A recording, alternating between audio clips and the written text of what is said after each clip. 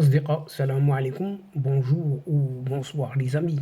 J'espère que vous allez bien partout où vous vous trouvez. En tout cas, c'est ce que je vous souhaite et pour le meilleur de toutes les situations. Et surtout en ces 10 derniers jours de ce mois de Ramadan, je vous souhaite le meilleur bien qui soit pour vous, pour votre famille et vos proches. Bienvenue sur votre chaîne Bled Maralibia qui attend comme toujours vos encouragements. Et merci de nous recevoir chez vous une nouvelle fois. Merci également pour vos gentils commentaires et vos précieux conseils. Mais abonnez-vous, abonnez-vous et faites abonner vos connaissances afin d'être informés le plus rapidement possible et comme il se doit. Cette séquence vidéo s'intéresse à une certaine complicité qui ne dit pas son nom de cette Algérie avec, écoutez bien, les groupes armés au Sahel, des groupes terroristes, vous l'avez bien compris. En effet, ce soi-disant président algérien vient, comme à son habitude, de commettre une grave bévue, une grave faute, une grave erreur supplémentaire, accusant le Maroc d'avoir ordonné la prise d'otages au consulat d'Algérie à Gao, au Mali, en avril 2012. Sans doute ne se souvient-il pas que son pays avait entamé des négociations avec les preneurs d'otages qui ont duré plus de 2 ans avec la médiation du Mali et que certains des otages libérés ont été jetés sur leurs ravisseurs. Mais apparemment cet athée a complètement perdu la mémoire. Il est ailleurs, il n'est pas parmi nous. Et pour en revenir à un certain Ahmed Attaf, en sa qualité d'ancien ministre des Affaires étrangères, avait affirmé depuis sa retraite, avant d'être à nouveau rappelé aux mêmes fonctions, que les preneurs d'otages étaient en colère contre l'Algérie après la guerre menée contre les islamistes pendant 10 ans, la décennie noire.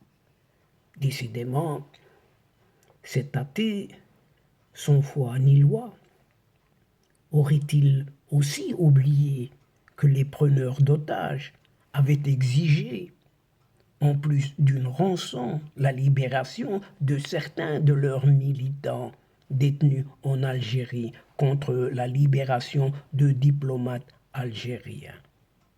Rappelons que dans le même contexte, 3 ressortissants européens, 2 Espagnols et un Italien avaient été enlevés durant la même période par les mêmes cercles de ravisseurs qui avaient revendiqué ces enlèvements.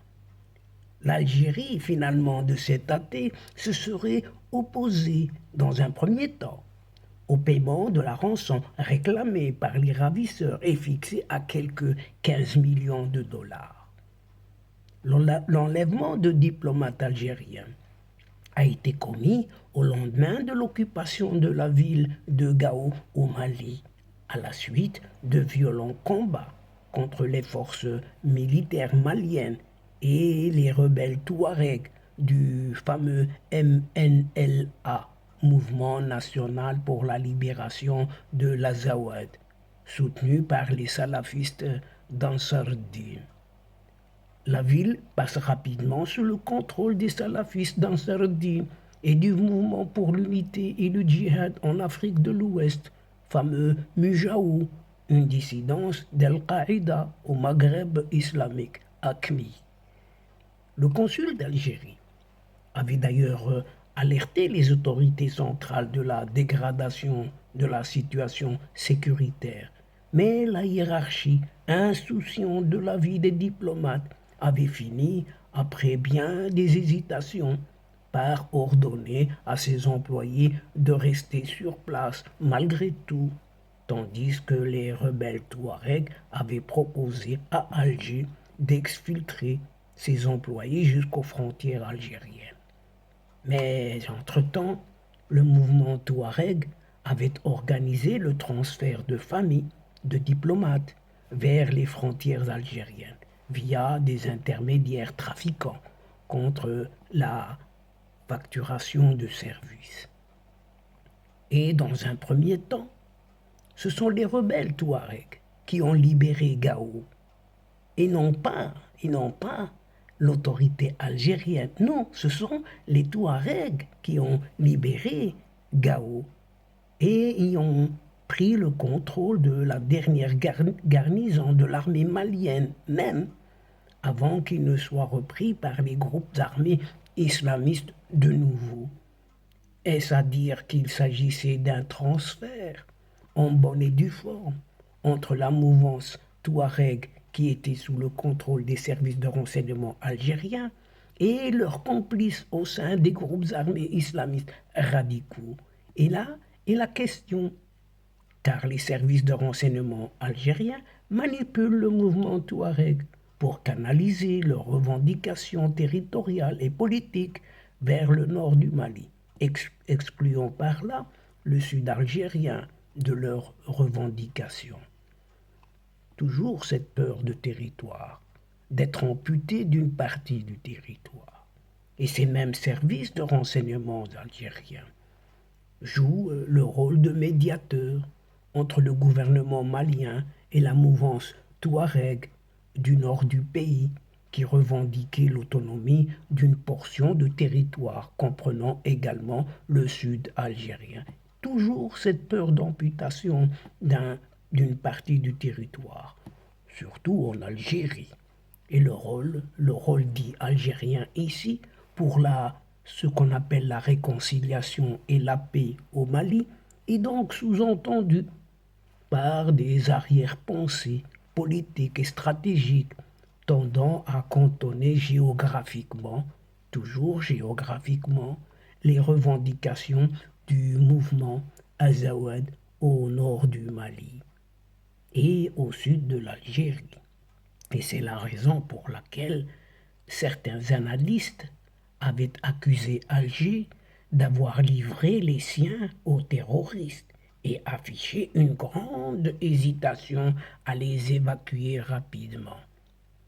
La branche d'Al-Qaïda au Maghreb islamique, le mouvement pour l'unité et le djihad en Afrique de l'Ouest, ce fameux MUJOA, est spécialisé dans les prises d'otages et les rançons, outre sa vocation djihadiste pour le financement de ses activités et la rémunération de ses hommes.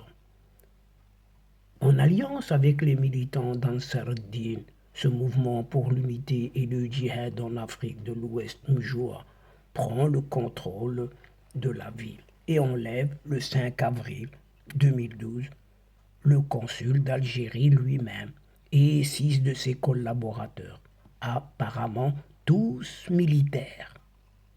7 mois plus tôt, en octobre 2011, le MUJAO avait enlevé 2 Espagnols et un Italien dans la région de Tindouf. Les ravisseurs des diplomates algériens réclamaient une rançon tout simplement de 15 millions d'euros, si on peut dire, et la libération des militants islamistes détenus à Alger contre la libération des diplomates algériens. Les autorités algériennes ont alors fait appel au chef d'Ansar ad-Din, qui a longtemps vécu dans le sud algérien, un certain Ayed Rali, et qui s'était déjà illustré dans des médiations positives entre les rebelles de l'Azawad et le Mali sous l'impulsion d'Alger. Tiens, on y voit un tout petit peu plus clair. Et après plusieurs mois de détention, 3 otages sont libérés, apparemment sans rançon, tandis que les Espagnols et les Italiens, eux, ont payé 30 millions de dollars. Et pendant ce temps, 3 terroristes dont un membre d'AQMI, ont été arrêtés en Algérie.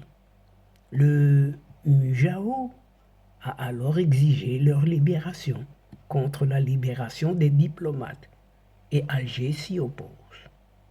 Ce n'est qu'en 2014 que deux des derniers otages ont été libérés, le vice-consul ayant été assassiné, tandis que le consul malade, lui, est mort en détention, tandis que trois autres ont été libérés plus tôt.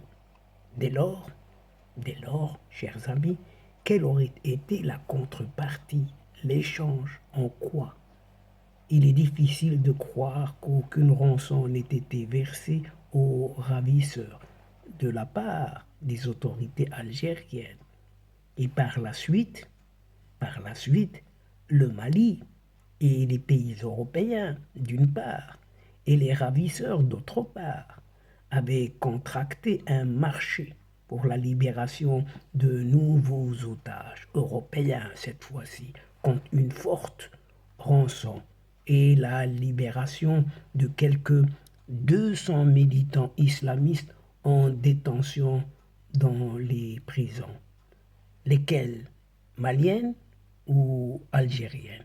Et donc, chers amis, mesdames et messieurs, c'est ici, sur cette complicité de l'Algérie avec les groupes armés au Sahel, que prend fin cette séquence tout en prenant congé de vous, mais nous espérons vous retrouver très très bientôt avec un immense plaisir et comme d'habitude. Merci pour votre participation, de nous suivre jusqu'au bout, sans oublier de nous aider mutuellement et d'aider votre chaîne en vous y abonnant et de faire abonner vos proches, vos connaissances, afin d'être informés très très rapidement. Et n'oubliez pas de partager autour de vous les séquences vidéo de votre chaîne. Et pour cela, un simple clic sur votre téléphone en allant chercher quelques adresses dans votre agenda. Et le tour est joué. Quant à moi, le moment est arrivé juste pour vous dire au revoir les amis. Al-Asdiqa, salam alaikum wa rahmatullah wa barakatuh. À la prochaine fois et à bientôt. إلى اللقاء في حصة أخرى إن شاء الله مع السلامة.